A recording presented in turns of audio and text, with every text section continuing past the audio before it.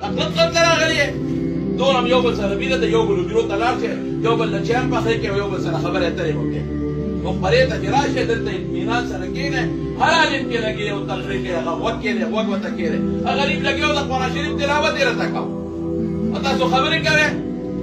او قرآن شریف کې الله سوئی وایي چې قرآن لوستل کېږي چپ شي وخت کې دی لعلکم ترحمون رحم به در باندې وشي مفتي شفیع صاحب لیکلي دي وایي چې څوک د قرآن تلاوت ته نه چپ کېږي وایي د خدای د رحم په دی به د خدای غضب او قهر نازلېږي نو چې یو انسان ځان ته مسلمان وایي او د خدای د کتاب احترام نه کوي دا مسلمان د کوم ځای نه د خدای د کتاب احترام دا دی تقریر کوو قرآن یتونه مې مال ته واورېدل او تاسو کړه او زه بیان کوم هلته یو ته وایي چپ شه بل ته وایي شاته چپ شه بل ته وایي چپ شه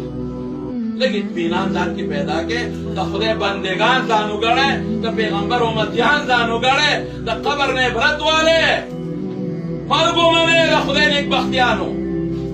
نور څونه عذابونه در باندې راشي زلزلو ووالئ سیلابونو ووالئ بیمارو ووالئ پلارانو نیکونه در لراو پرزول په مقدمو یې اخته کړئ لیکن د خدای نه یره مونږ کې پیدا نه شو